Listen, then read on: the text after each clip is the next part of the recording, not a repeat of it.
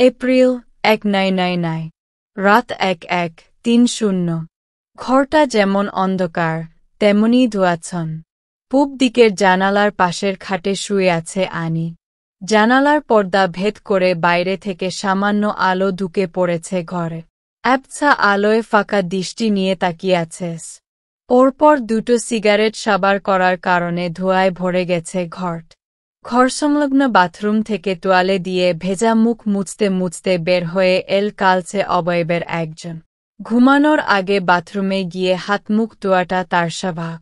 Cigarette তোয়ালেটা আলনায় রেখে বলজুব গত বছর শীর্ষ সন্ত্রাসীর তালিকায় নাম ওঠার আগে থেকেই দেহরক্ষী নিয়ে চলাফেরা করে ফেরদৌ। আরও দুজন দেহরক্ষী আছে তার, ওরা সারাদিন থাকলেও রাতে সব সময় আনিসই থাক। সিগারেটের প্যাকেটটা বাড়িয়ে দিলে সেখান থেকে একটা সিগারেট নিয়ে পশ্চিম দিকে নিজের বিছানার দিকে চলে গেল ফেরদৌস। আনিস জানে এখন কি করবে এই ছেলে। প্রথমে বালিশটা সরিয়ে নিশ্চিত হয়ে নেবে যে সার্বক্ষণিক সঙ্গী পিস্তলটা আছে কি না, তারপর জানালার সামনে দাঁড়িয়ে চুপচাপ সিগারেট শেষ করবে। দরকার না হলে তেমন কোনো কথা বলবে না, ঘুমিয়ে পড়বে। একদম এপাশ ওপাশ করবে না। সেটাই হল। বালিশ সরিয়ে পিস্তলটা দেখার পর জানালার সামনে চলে গেল ফেরদৌ। হাঁপ ছেড়ে বাঁচল আনি। এটা নিয়েই বেশি ভয় ছিল তার মত। এখন জানালার সামনে দাঁড়িয়ে সিগারেট খাচ্ছে ফেরদৌ। সাধারণত অর্ধেকের মতো খাওয়ার পর ফেলে দেয়, আজ সেটা করল না।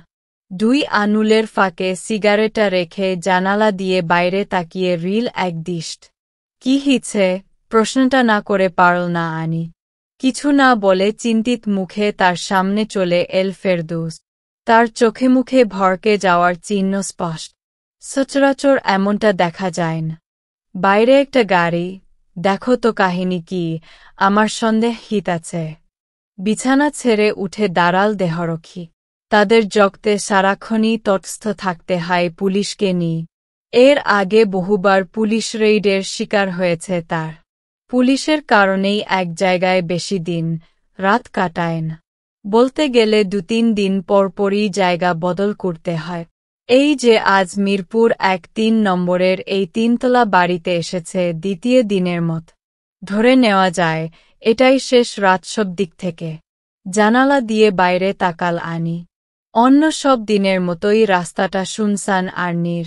এখানকার কম বাড়িতেই পার্কিংয়ের সুবিধা আছে।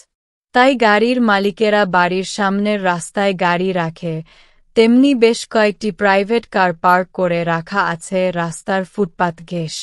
কোন গাড়িটার কথা বলতাছ?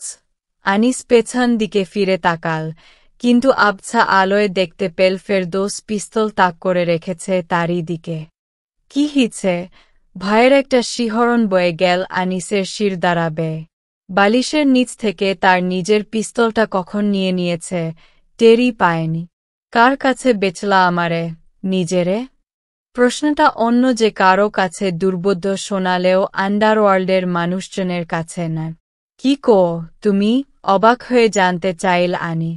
আবছা অন্ধকারেও ফেরদৌসের ক্রূর হাসিটা দেখতে পেলস। আমার পিস্তল ধরছা তুমি? প্রশ্নের মতো শোনাল না কথাট। আরও একবার বিস্মিত হল আনি। ভাই, তুমি আমারে ভুল বুঝতাছ। এইসব কি কো তুমি? আহা, বিরক্ত হয়ে উঠল শীর্ষ সন্ত্রাস। কেন ধরছ? আনিস পুরোপুরি ধন্দে পড়ে গেল এবার, কি বলবে বুঝতে পারল না। কে কিনল তোমারে? 7 স্টার, 5 স্টার? ফেরদৌস বল। নাকি অন্য কেউ? চুপ মেরে রিল আনি। খুব কাছ থেকে দেখেছে, এই ছেলের সবচেয়ে বড় গুণ তার অসম সাহস নাই, বিপদের গন্ধা আগেভাগে আঁচ করতে পার। এর শ্রেষ্ঠ ইন্দ্রিয় সম্ভবত অতিমানবীয় ধরনের। কেমন করে যে বিপদের গন্ধ পেয়ে যায় আনিস আজও বুঝতে পারেনি, এখনও বুঝতে পারছেন। নিজ থিকা সত্যিটা বললে শাস্তি কম হেব, ফেরদৌস প্রস্তাব দেওয়ার ভঙ্গিতে বলল এবার।